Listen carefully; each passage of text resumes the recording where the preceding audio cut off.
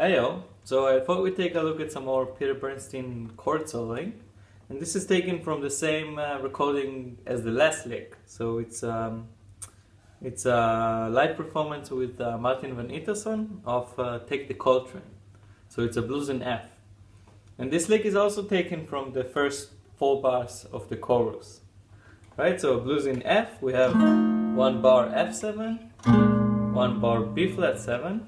And then 2 bars F, and you can obviously play a 2/5 at the end of the 2 bars, right? The last bars can be a C minor F7, and then it goes to the B flat.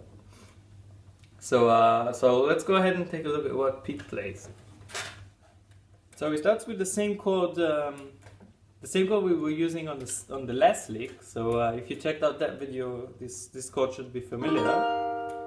This is the C minor 11. So we have the 11 on top, the F, B flat, G, and E flat.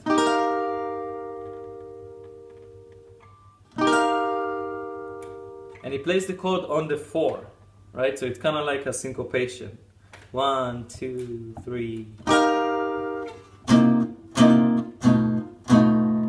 Now these are just quarter notes, and the chords are it's a C minor again with the F on top, so F, E flat, B flat, and C.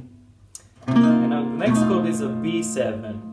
So the top 2 notes stay the same, F and E flat, and the bottom 2 notes go down half a step. So it's an A and a B. And this is a very cool way of playing a 2/5 actually on the guitar, right? So in a lot of times you have a 2/5, you could use this voice leading.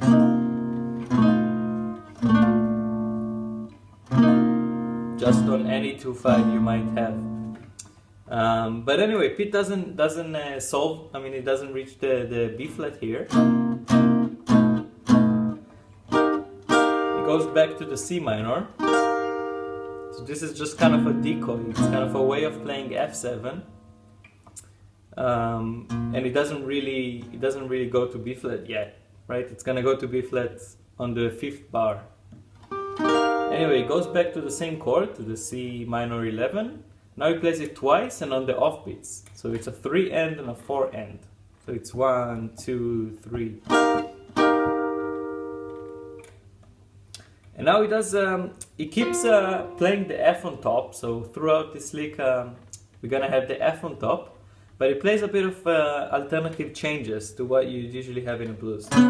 So he plays a D flat 7. So we have an F, C flat, and the D flat.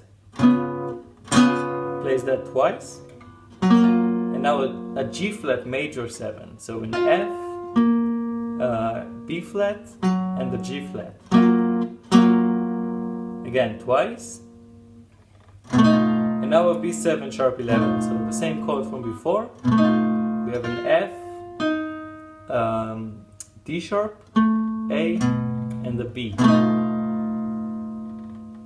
And now we get to the B flat, and he plays a B flat sharp 11.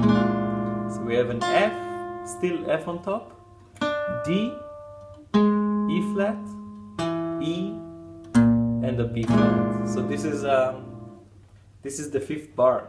I mean, he plays it on the 4 end. So it, again, he syncopates the B flat. So just make sure you notice. I mean, kind of the whole lick has an F on top. So if we would just play the top line of the lick, I mean the melody line of the lick, it would just be a rhythmical kind of way of playing F, right? So it's 1, 2, 3.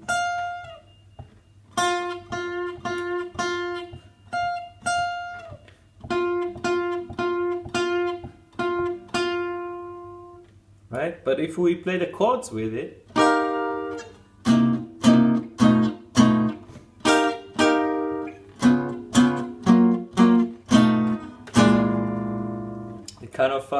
that kind of creates the whole sound that Pete is using here, right? This kind of little detour to G flat, which is kind of it's a bit of a complicated way of getting to B flat, right? You can think of this G flat as a flat 6.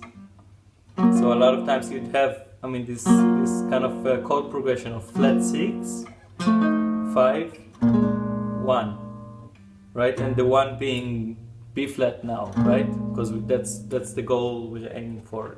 The 4 of the blues is B flat, but that's our goal at the moment. So he plays this G flat, the flat 6, but it starts out with playing a dominant to that G flat. So he starts with D flat, then D flat, and then instead of an F, he plays a sub 5.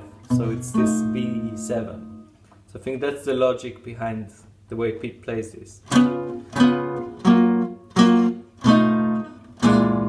And again, the fact that he keeps the F on top is really crucial for the sound, because on one hand you have a very kind of bluesy,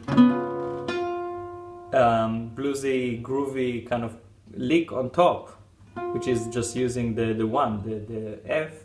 But on the other hand, you have all these different chords on the bottom, creating kind of tension out of this F, or creating tension below the F. Alright, so I hope you found that interesting. I'll link to the original recording and to my transcription below, so you should be able to check both of those out. And other than that, comments and likes are always appreciated, and I'll see you next time.